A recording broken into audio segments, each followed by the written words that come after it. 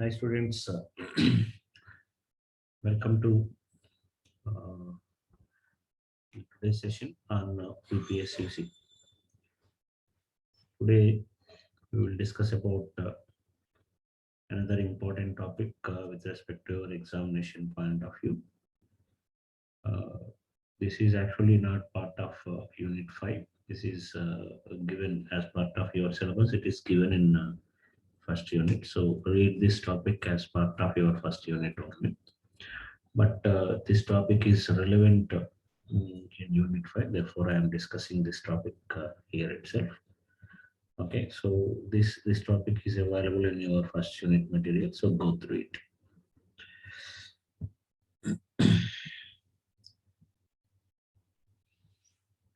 Okay, let us start the topic. Storage classes. The today's topic is storage classes. Let us understand the meaning of storage classes and what it is actually does in a C program. Storage class is about a variable. While declaring the variables in our C program, we'll use these storage classes. And if we use the storage classes while declaring a variable, it tells the compiler that the variable is going to store in a particular memory location, that is the category of memory location, and what is the scope of the corresponding variable declared with the storage class, and what is the lifetime of the variable, and also it specifies what is the initial value of the variable, that is the default value of the variable. Okay. So if we use a storage class in our C program, it tells the compiler about four things. One is where it is getting stored or where it should be stored in the memory, and scope of the variable. It decides the scope of the variable, and what is the lifetime of the variable, and finally what is the initial value of the variable. So these four characteristics changes based on which storage class you are using. For some storage classes, the memory allocation will be done in main memory or RAM, and for some other storage classes, the memory allocation will be done from a special memory called as a resistor memory. And for some storage classes, the scope of the variable will be local to a particular function. Whereas for some storage classes, the scope of the variable scope is also called as visibility. Visibility will be throughout the program. And lifetime of the variable, which is also called as longevity. Remember this term once it is asked as what is meant by longevity for 3 marks in your examination. So all of you remember this name also. Longevity is nothing but lifetime of a variable. So for some storage classes, the lifetime of a variable will be limited to a particular block, whereas for some storage classes, the lifetime of a variable is throughout the program. And for some storage classes, the initial value, that is the default value, is going to be garbage value. And for some storage classes, the initial value is going to be 0. Okay, so based on which storage class you are using for declaring a variable, these four will be decided. Okay, let us understand one by one. The location means that where the variable is going to be stored, or it is going to be allocated. There are two possibilities of memory here. One is either you can get memory for your variable from main memory or RAM, or you may get from the CPU registers. Okay, so two possibilities we can specify with the help of storage classes. We can ask the compiler to reserve memory for our variables from main memory or from CPU registers. Okay, so based on your requirement, you can go through this. And the second one, scope of the variable specifies that uh, in our C program, where it is actually visible, where the variable is visible and where it is not visible. If the visibility is not there, then we cannot utilize that variable in the corresponding program. So the variable which is visible at a particular block can be used in that block. Otherwise, you cannot use it. So scope specifies that where the corresponding variable is visible, at what parts of program the corresponding variable is visible. So it decides the visibility of the corresponding variable. And the third property says that the lifetime or longevity specifies how long a variable continues to exist in a program. This means that when the variable gets created and when the variable will be destroyed. So the duration between creation of a variable and destroy of variable is called as lifetime. So this specifies how long a variable exists in a program. Okay. And the final, the last one is initial value, which specifies the default value to be stored in variable when it is declared itself. When we declare it, what will be the initial value? Okay, right. So these are the four important things that matters when we use storage classes to declare variables. Let us start with the types of storage classes. There are four types of storage classes available. One is auto storage class. The second one is external storage class. Third one is static storage class. And the fourth one is register storage class. So four kinds of storage classes are available. And based on our application requirement, we can make use of any of these variables. Okay. So shortly, we will understand how to declare these variables using each of these storage classes. Okay, we'll go through one by one now. Let us start with the first one, which is auto storage class. The variables which we are going to create using the auto storage class are actually called as automatic variable.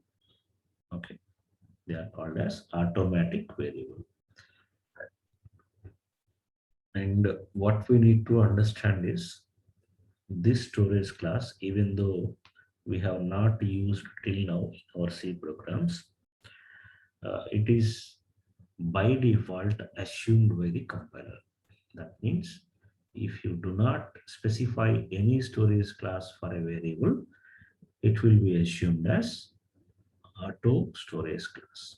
So for declaring a particular variable as a auto storage variable or automatic variable, the keyword which we are going to use is auto. Okay, so just specify this auto before the actual declaration of a variable to say that it is a automatic variable. Okay, so till now we are using this syntax, data type followed by variable name for creating variables, and now it is extra. We are creating the storage class also. This is the full syntax of creating a variable. Okay, so for example, if you want to declare a variable, integer variable x with the auto storage class, this will be the syntax, and this is extra. Till now we have used it as int x. Okay, now of course we did not use auto storage class till now in our programs, but the compiler, even if you declare this as int x, because there is no storage class specified, the compiler assumes that this x is a auto storage class variable, that is automatic variable. Okay, that means the default storage class assumed by the compiler is auto storage class. So even if you do not specify it as a auto storage class explicitly, the corresponding variable will be assumed as a automatic variable that will be declared as auto storage class. Okay, so compiler does this for us. This point you need to understand. So till now, whatever variable we used in our program, it is all auto storage class only. Okay. Now let us go through some important characteristics of automatic variables. The first property is from where you get the memory for these automatic variables. So we all know that the memory for variables is from main memory until and unless we specify it explicitly. Okay, so main memory, or what is the other name for this? You can say it as random access memory, RAM. Okay, so that is the first property you need to understand. So the variables, the automatic variables gets the memory from RAM. The second thing is scope of automatic variables is limited to the block in which they were created. Okay, so it is depending on where it is actually created. If you create it inside a block, the scope will be limited to the corresponding block only. If you declare a variable outside a block, then the scope expands. And that is the point you need to remember. Scope depends on where it is declared. If it is inside the block, it will be limited to the block. Otherwise, the scope expands to the visibility of other functions also. And then third point you need to remember is when they gets created and when they gets destroyed. So when they gets created, if the variable is created inside a function, then the variable will be created when the function is invoked. That means when you call the function, immediately the corresponding variable with automatic scope, auto scope will be created. And when it will be destroyed, it will be destroyed when the function completes its execution. Okay, that means this lifetime of an auto variable is limited to the block in which it is created. Okay, so it will be created when the function gets called and will be destroyed by the program when the function execution completes. And the next thing is initial value of automatic variables is a garbage value. That means it will not store any value. Therefore, we say that it is a garbage value. Initially, it is garbage value. Later on, we can use the corresponding variables to store any value based on your program. And the last point you need to remember is how do you declare auto variables? It is with the help of the keyword auto.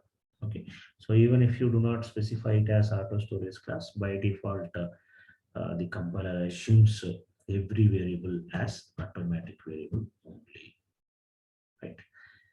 So this is about the first category. Of course, even though we have not used it explicitly in our C program till now, it is assumed by the compiler. Therefore, it means we have already used these automatic variables in our programs till now. Okay, so that's the reason why I'm not even using any program for explaining the concepts. Okay, this is a summary of the things that you need to remember about automatic variables. The location from where the memory is allocated is from main memory. The scope is limited to the block in which the variable is created. Lifetime till the end of function in which the variable is declared. And initial value is garbage value. The keyword we use for creating automatic variables is auto. So this should not be a capital letter, it should be a small letter. AUTO, all small letters. Okay, so this is the summary of your automatic register class. So if you remember this table, you can write the explanation in your own also, the characteristics. Okay, so try to remember this table. Okay, the second category is external storage class. The variables which are created using external storage class are called as external variables, or sometimes it is also called as global variables. So either you call it as external variables or you can call it as global variables, because the scope of these variables are uh, span across the entire program or between the programs also. Therefore, they are called as external variables. Okay, so generally they are created or declared before the main function. We can see the general syntax here. The general syntax of creating an external variable is use the keyword extern, and the remaining part is same as creating a variable or declaring a variable. That is data type followed by variable name. For example, you can see it extern int x. Now x is a external variable. Okay, right. Let us go through some characteristics of these external variables. The memory for external variables is allocated from main memory only. There is no change between auto and external storage classes for this. Now the scope is, see, throughout a program, because its scope is global and also across different programs. That means you can access these global variables or external variables between the programs also. We'll see some examples for this later. Okay, so for now, just remember that the scope of external variables are either throughout a program if it is used in a single program, or spans across different programs if it is if it is used across the programs. Okay, so that is scope. And the next thing is the lifetime of external variables is till the end of program execution, because it is visible and it can be accessed throughout the program. The lifetime is definitely going to be till the end of the program execution.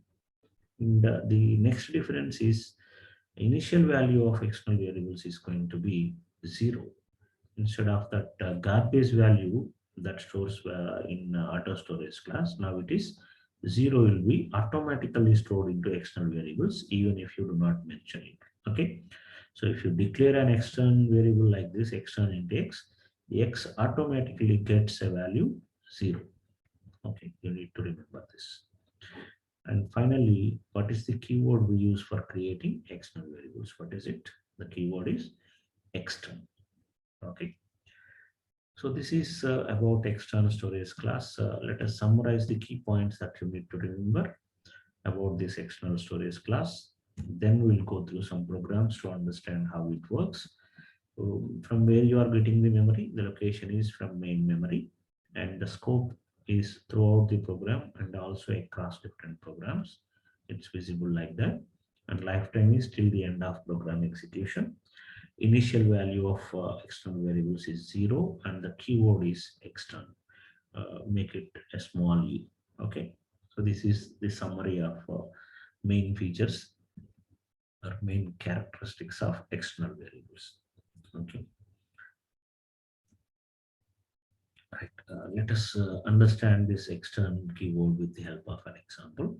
Say I'm declaring a global variable int num is equal to 75, and then I'm declaring another function y display. Okay, now inside the main function I'm mentioning external int m. This means that it is the num is a variable which is already declared in the program, therefore do not create it again. Instead of, if you remove this extern, what happens is int num will be created as a local variable in main. Even though num is a global variable, it is present already in the program. You can create a local variable with the same name.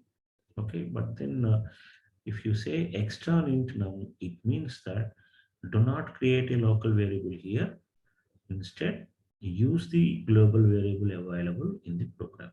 It says like that to the compiler. Therefore, this extern int num refers to the global variable which is already created in the program. Okay. Then printf num %d num that displays 75, and also is calling the function display. It comes over here. Again, this function is also declaring extern int num, which says that use the same variable with global scope in the program. Do not declare a variable with the name num, because in display also we can create a local variable with same name as the global variable. That means if there is no extern, if you declare int num, it is still perfectly valid. You can, this becomes a local variable of display function. But if you specify this extern keyword, it means that refer to the global variable in the program. So in this manner, we can use The global variable, we can refer to the global variable from the body of functions. Okay. Of course, even if we do not mention this also, if we access with the name num, it always refers to this only because it has global scope and is visible throughout the program. We can access it. Okay, but this specifies explicitly that we don't want to create another variable with the name num. We want to access the variable with the global scope only. Okay, so if you look at the output in both the printf statements from main and display, it is displaying 75 only, which is declared at the beginning. Okay, so that is an example to understand extern keyword with a single program. Okay, now have a look at another program to understand how it can span across the programs. Assume that there are two programs, file1.c and file2.c. So there are two C programs we have. Okay. Now, so what I am doing is in file2.c, I'm including file1.c. So what is there in file1.c? It declares a global variable. So int a is equal to 7 is a global variable in this program in file1.c. Okay, and of course this function can definitely make use of that variable a, since it is global. A plus plus, it is saying printf percentile da, therefore it becomes 8, it displays 8. Okay, suppose if I want to make use of the same global variable in other function, that is other program.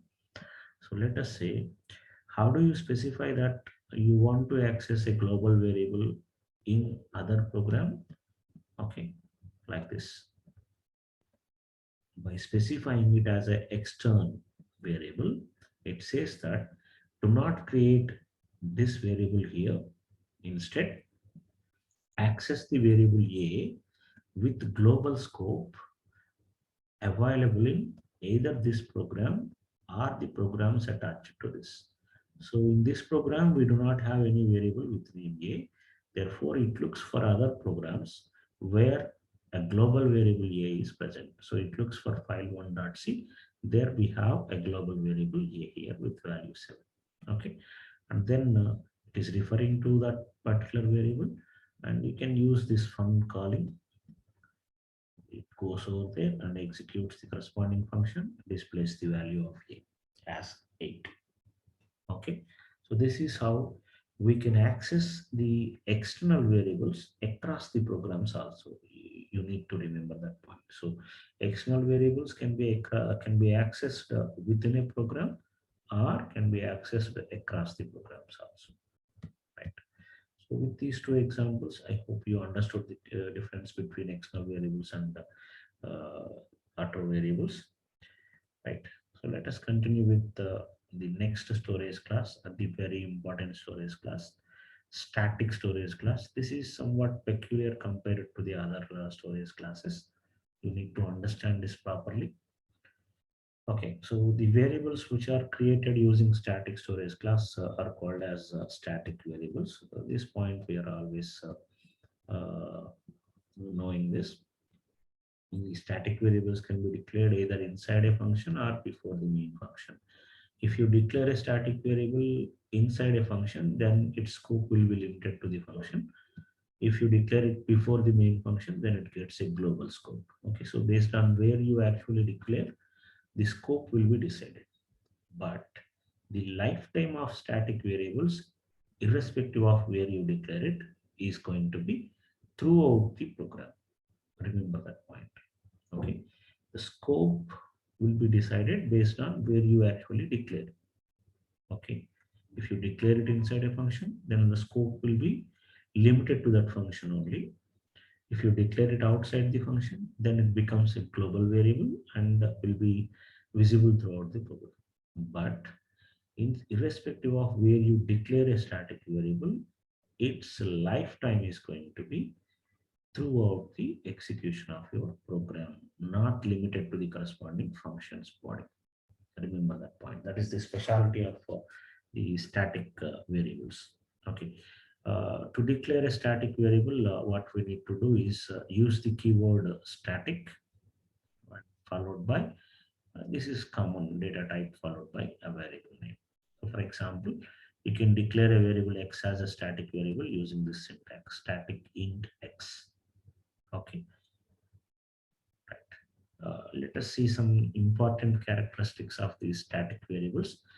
The first property is the memory for the static variables is allocated from main memory only. There is no difference with the previous two also. Uh, all of them are getting memory from RAM itself. And the second property is if the static variable is declared inside a function, then its scope will be limited to the corresponding function. This is what I said. If it is declared inside a function, the scope is limited to the corresponding function only. If the static variable is declared before main function, then it gets a global scope. Okay, the scope will be visible to all the functions in the program. That means it gets a global scope, right? So this is an important point you understand. And the next point is lifetime of static variables is till the end of program execution, irrespective of where they are declared, either inside a function or before the main function. It does not matter. The lifetime of static variables is always going to be till the end of program execution. And the next important point is the initial value of static variables, irrespective of where they are actually created, is going to be 0. Okay, the default value, if you declare it, that means the variable gets 0 by default, automatically gets a 0. You don't need to mention it. Okay, and the keyword, as we know, is the static, which we have seen in the syntax and example. We'll use the static keyword to create a static variable. And the next two are very important while working with static variables. While tracing down the static variables behavior, you need to remember these 2 points. Static variables are initialized only once during their entire lifetime. Okay, remember this point. For example, if a variable, a static variable is uh, initialized in a particular function, and the function is getting called many times in the program, therefore what we expect with general variables is every time when you call the function, the variable is initialized again and again. But static variables are initialized only when the function is called for the first time. For the remaining calls, that is, when you call the function second time, initialization will not be done. Remember this point. So that is where the behavior of static variables are different from other variables. Okay, so you need to remember this. Static variables are initialized only once during their entire lifetime. That too, when a function is called for the first time, static variables will be initialized. Okay, and with the remaining calls, initialization will be skipped and continues with the remaining operations. Okay. So that is the first point. And the second point is values of static variables are retained between function calls. Read this point again and again. Values of static variables are retained between function calls. That means when you go back to a particular function for execution, the value modified in the previous call is carry forwarded to the next call also. So they don't get initialized again, and the values which are modified or which are modified in the previous function call for the static variable will carry forward for the next function call also. We will understand this point with the help of examples in the next slide. Okay, as of now, just understand that values of static variables are retained between function calls. They will not be lost. Okay, when compared to the general variables. Okay, general variables will not carry their values between function calls. Every time when a function is called, the value is again getting initialized and again starts from fresh. but static variables will carry their values from the previous function calls. Okay, so we'll see this in a while now. I hope you understand the characteristics of static variables. There are many you need to remember, especially the last two. The last two are very important. Okay, let us go through some examples to understand the actual behavior of static variables. Before that, let me summarize the few characteristics over here. The location is from main memory, as we know. The scope is, if it is inside a function, limited to that function.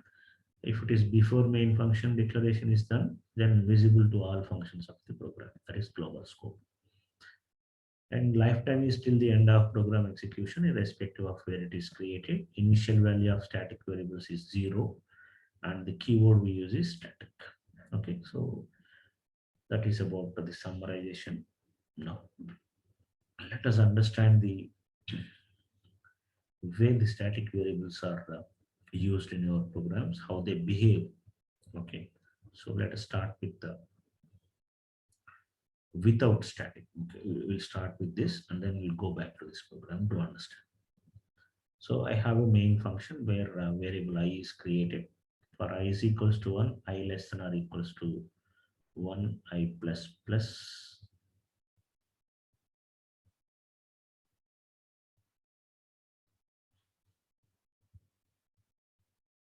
So this is actually 5. This is not 1. This is actually 5. Okay.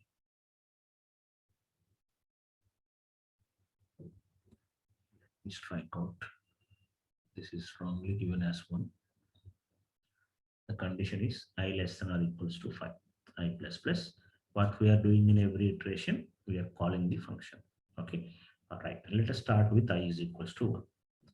Okay. 1 is less than or equals to 5. Yes, condition is true. So it comes inside.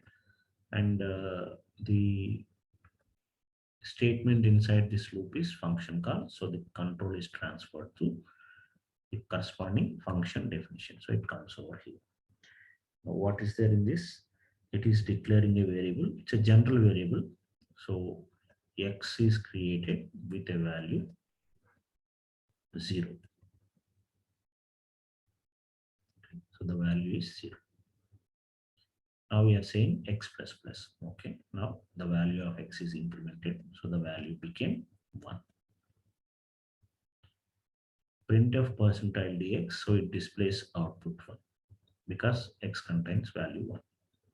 Since the function is completed, understand this. Since the function is completed, x is a local variable that belongs to this function. It's a general variable. It is created at the start of function and will be destroyed. This variable is destroyed when the execution finishes. Okay, so when it completes the execution, the variable x is destroyed. Again, it goes back to this increment operation, I plus plus. Now the I value is 2. Since 2 is less than or equal to 5, the condition is true. Again, it goes inside and the function is getting called. It goes to the function again. What happens is, again, we have int x is equal to 0. So x is created again with value 0. Understand this. X is created again with value 0. Again, x plus plus is done. So now x is incremented by 1. And printf percentile dx displays another 1 over here because x contains 1 only. Okay. So like that, 5 times this function is getting called. Every time when the function is completed, the variable, since it is local to the corresponding function, it gets destroyed and will be created with the next function call. Okay, so this happens 5 times. So this variable x is created 5 times and destroyed 5 times during the function calls. And also what you need to remember is the value in the previous iteration. That means in previous iteration, it is 1. It is changed to 1. And when it comes back with the second call, it is not remembering the previous updated value. Okay, again, it is initialized to 0. That is what the point I wanted to mention in the previous example. Okay, so general variables will not retain their values during or between the function calls. First call will not forward the updated values to second call. Second call will not forward their updated values to third call, and so on. They will never retain their values. General variables. I'm talking about general variables. Since x is a general variable, it will not retain their value between function calls. That is the problem. Okay, now let us understand the same example by making a simple change here. So this time I'm declaring the variable x as a static variable. Instead of a general variable, I'm declaring it as a static variable. Okay, let us start with the first point, void main. So int I is declared, I is equals to 1. Here also the condition is wrong actually, this is 5. Okay, it is 5. Okay, now 1 less than or equals to 5. Yes, it is true. So control comes inside. Here we have a function call. So the control is transferred to this function definition, void fun. And here we have the first statement is static int x. So x is created and initialized with a value 0. Okay, the value is 0. X plus plus it is saying. The second statement is x plus plus. So now the value of x is changed to 1. Okay. Now it is displaying printf percentile d comma x. So it displays 1. So the control is now the function is completed. See, static variables are not destroyed when a particular function is completed. Why? The reason is the lifetime of static variables is throughout the execution of your program. The entire program must be completed. Okay. Until then, the variable exists. Therefore, x is not destroyed now. Even if the function is completed is and it is going back to the function which called it, the variable x is not destroyed, it still exists. Okay, and stores the value 1. In case of general variables, the variable is destroyed while it is going back to the calling function. Understand that difference. Okay, so x is still present because its lifetime is throughout the program, whereas here the local variable's lifetime is limited to the block in which it is present only, right? That is the difference. Now, so it goes back. Now it is I plus plus. The value of I is 2. 2 less than or equals to 5 is true. Comes inside. Okay, again it is transferred over here. This time, see, this is initialization, which will be skipped. So I told you in the characteristics, the static variables are initialized only once throughout their lifetime, which is already done. So in the second function call, initialization is not done. It is skipped. This will not be done in the second call onwards. That means from second call onwards, initialization will be skipped. This will be executed only if the function is called for the first time. Okay, and it checks in the second call that whether the x is already present. If x is already present, therefore it skips the initialization and goes to the second statement. What is the second statement? X plus plus. What is the value in x already? It is 1. Now x plus plus makes it 2. If you see this, the value of x in the previous function call is retained for the second function call also. That is why I told the values of static variables are retained between the function calls. Understand that point. Okay, so now it became 2. Displaying it displays 2 now. Again it goes back I plus plus. For I is equal to 3, it is 3 less than or equals to 5. Yes, it is true. Again it is calling the function, goes inside. Because x is already available, it is again skipped. Comes over here, x plus plus. X already contains 2, so the value of x is now 3. It displays 3. Okay, so see how it is retaining its previous values of x in the previous function call. Okay, that is how it displays the output 1 2 3 4 5 here. Compare this output with 11111 with when we declare it as general variable. Okay, so understand this: when we declare x as general variable, the output is 1 in every iteration, because every time the function is called, x is initialized to 0. Whereas if it is a static variable, initialization is done only once, and in the next iterations, previous iteration values are carried forward. Okay, so that is how static variables works. Hope you understood. Practice this again to understand it more clearly. So here is a sample example given as exercise for you. Find the output of this particular program. Note down this program and trace it out, and try to give the answer. Okay, so what it is done is, in main increment function is called 3 times. Okay, and in increment there is a variable static int I is equals to 1, displaying printf I is equal to percentile d comma I, and I is equal to I plus 1.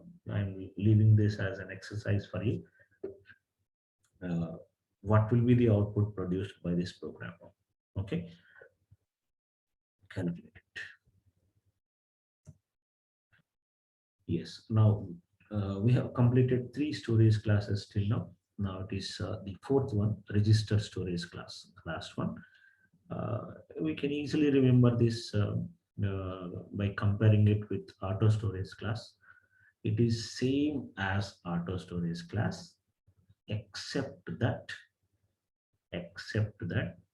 the memory is allocated from CPU registers, whereas in auto storage class, the memory is allocated for the variables from RAM only. Whereas in register storage class, the memory is allocated from CPU registers. Except this difference, everything else is going to be same as auto storage class. Okay, so let us go through the points over here. The variables which are created using register storage class are called as register variables. So we know this already, and the general syntax of creating register variables is with the help of this register data type variable name. Therefore, the keyword is register. Look at this example. It is using register keyword followed by a variable int x. So now x will be treated as a register variable that is stored into CPU registers. Okay. Before we understand what is the advantage with the register variables, let us talk about the types of memory available in computer and what are the uh, speeds of each of those type of memory. So we all know that the fastest memory in a computer is register memory. So whatever you store in register memory, it will be quickly accessed and can be utilized in your program. Okay, and the slowest memory is hard disk. We know that, and compared to hard disk, RAM is little faster, and compared to RAM, cache is little faster, and compared to cache, CPU registers are faster.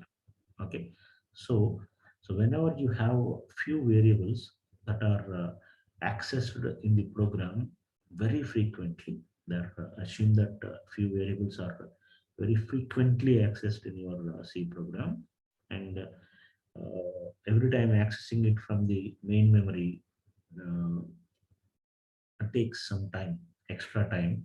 That is because the RAM is very compared to the register memory, RAM speed is slow.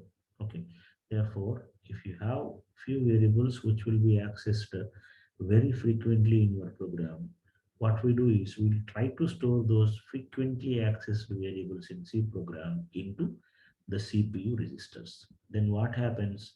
Because CPU registers are faster compared to main memory, and you store the variables into CPU registers, your program execution becomes faster. That means you can quickly execute your C program. That way, your program becomes efficient program. Okay, so that is the benefit with register storage class. But the problem with the register storage class is it will allocate registers for your variables. If you declare a variable as register variable, It will allocate it only if CPU registers are available. Okay, so don't think that you declared a variable as a register variable and definitely you are going to get the memory from CPU registers only. Okay, the CPU registers will be allocated for your program only if the CPU registers are available. If they are busy storing some other values, then even if you declare your variable as a register variable, you don't get memory from CPU register. Instead, they will be created as general variables only. That means you get memory from RAM itself. Okay, so we are not sure about this, whether you will get the memory from CPU registers or not is not really clear in your program. You cannot say it clearly since based on the availability of CPU registers at the time when you are executing your program, it depends. If registers are available, definitely the program will be allotted with CPU registers. That way, the execution of C program becomes faster. If registers are not available, that is CPU registers are not available, then memory is allocated from main memory only. Okay, so remember that point. Now let us go through the characteristics of register variables quickly. The memory for register variables will be allocated from CPU registers. This is the only difference between CPU, that is register storage class, and auto storage class. And the scope is same as auto storage class. It is scope of register variables is limited to the block if they are declared inside the function, or if you declare this before main function, the scope is throughout the program. And register variables are created, will be created when a function is invoked and will be destroyed when the function is exited. Okay, since they are declared, since they declare variables inside the function, the same applies as of that auto storage class. If you create a variable, register variable inside a function, the register variable will be created when the function gets invoked and will be destroyed when the function exited. Okay, if it is with global scope, this is not true. Okay. The next point is the initial value of register variable is garbage value, just like your auto storage class. And finally, the keyword we are going to use is register keyword for declaring a variable as register variable. Okay. So that is about register storage class. So what you need to understand is you are not sure, even if you declare a variable as register variable, it's not sure about allocation of memory from CPU registers. Okay. And this is the summary of the key points about register storage class. The location from where you get memory is CPU registers, and the scope is limited to block if it is declared inside, otherwise it is going to be global. Lifetime is till the end of function only if it is declared inside, otherwise it gets throughout the program. Lifetime will be throughout the program if it is declared as a global scope. Initial value is garbage value. It won't store any value at the beginning. The default value is garbage.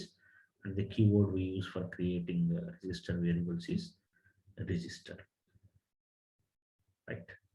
This is a simple example to understand how register variables can be created. This program is creating three register variables. Int a is equal to 10, b is equal to 5, and ans. Answer is equals to a plus b. Printf addition percentage d comma answer. Luckily, if all the three variables are allocated from CPU registers, this program executes very faster compared to a program which uses the general variables instead of register variables. Okay. So, but the thing you need to remember is even if three variables A, B, and answer, all the three variables are declared as register variables, uh, we cannot say that the program gets the register memory, since if registers are already occupied by some other variables, then it will not be allocated. Your program will not be allocated with register variables. Remember that point. In such case, even though we declare them as register variables, the program treats them as a general variable and allocates memory from RAM itself. Okay, so that is the point you need to remember, right? So this is about register storage class. Okay, so we are done with our topic today. So we have discussed a very important topic in examination point of view, the types of storage classes. Uh, when we talk about storage classes, they say about four important characteristics of variables. One is the location, the second one is scope, the third one is lifetime, and the fourth one is what is its initial value. These four characteristics of a particular variable will be decided by the particular storage class that we are using for declaring that variable.